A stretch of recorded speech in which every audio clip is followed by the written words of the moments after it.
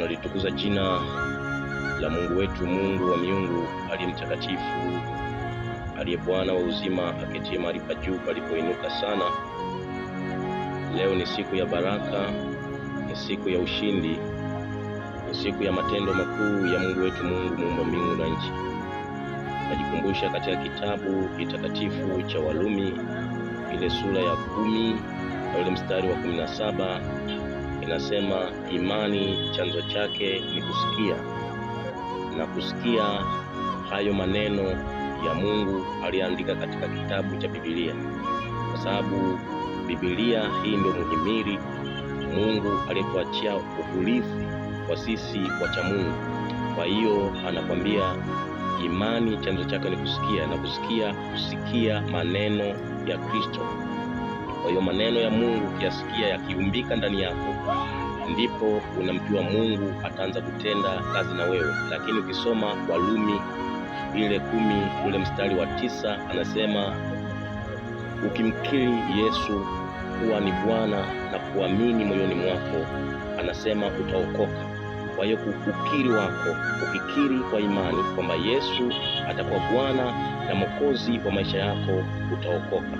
Kwa hiyo ukishaokoka, lazima ukulie imani ya Kristo, ambayo imani ya Kristo lazima uyatafakari maneno ya Mungu, usome maneno ya Mungu kiusahihi, ndipo Mungu ataanza kutembea na wewe katika maisha yako.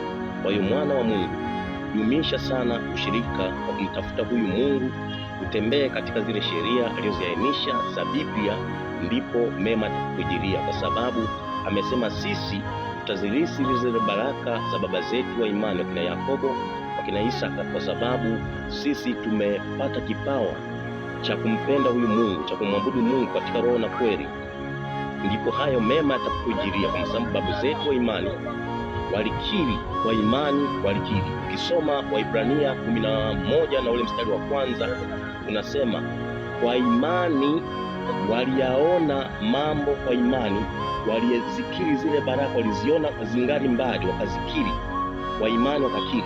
Kwa sababu imani chanzo chake ni kusikia. Kwa hiyo ukishasikia neno la Mungu, anakuambia unakuwa na imani ndani yako. Ile imani ndani yako ikiumbika ndani yako, ndipo nasema yale kwa imani uliyoyakiri unayaona yangali mbali kabla hajatokea, unaamini. Kwa hiyo ukishaamini, ndipo Mungu atakapokuja kuthibitisha yale uliyoyaamini. Kwa hiyo mwana wa Mungu, dumisha sana ushirika wa kumpenda Mungu katika roho na kweli, ndipo mema yatakujilia. Hayo mema hawezi kujilia kama umpendi Mungu. Chanzo cha hayo yote inatakiwa ukae katika ile kweli ya Mungu, udumishe sana ushirika wa kumpenda huyu Mungu, umtafute kama fedha, kwa maana Mungu anasema yule mtu anitafutaye mimi kama fedha ndiye atakayeniona. Na kumuona Mungu lazima udumishe sana ushirika wa kukaa katika ile kweli ya Mungu, na ile kweli ya Mungu tunayosema ni haki ya Mungu, ambayo matendo yako yaambatane na ile kweli ya Mungu. Udumishe sana ushirika, kwenda katika nyumba za ibada kutafuta maarifa, ukimpenda huyu Mungu kwa roho yako yote, ndipo mema yatakujilia. Kwa hiyo ukuu wa Mungu utathibitika pale endapo utakaa katika ile kweli ya Mungu.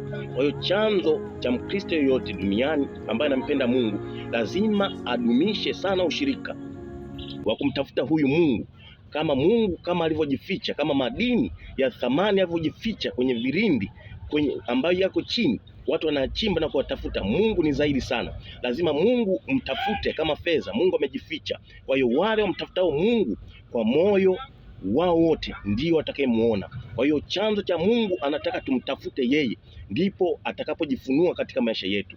Kwa hiyo wana wa Mungu, tudumishe sana kumtafuta huyu Mungu, tumpende kwa roho zetu zote, tudumishe sana ushirika wa kukaa katika ile kweli ya Mungu, ndipo Mungu atakajifunua katika maisha yetu.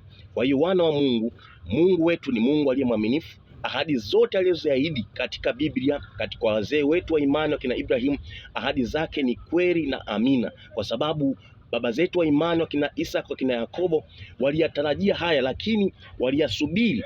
Pale Mungu aliponyamaza, walisubiri, kwa maana kwa Mungu kuna kusubiri. Kuna wakati Mungu ananyamaza, lakini natakiwa usubiri wakati wa Mungu useme katika maisha yako. Kwa hiyo mwana wa Mungu, udumishe sana ushirika.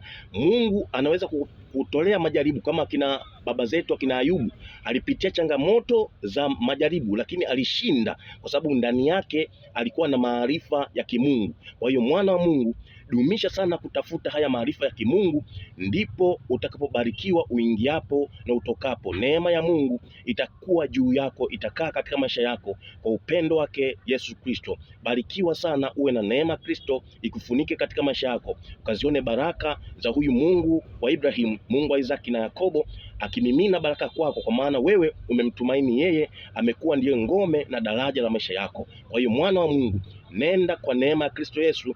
Neema ya Kristo Yesu, nuru ya Kristo Yesu ikuangazie kwa utukufu wako, ukauone mkono wa Mungu ukikupigania katikati ya mataifa na makabila, wakaione nuru kuzuka kwako, wakaione upendo wa Mungu, kwamba Mungu wetu ni Mungu aliye mwaminifu.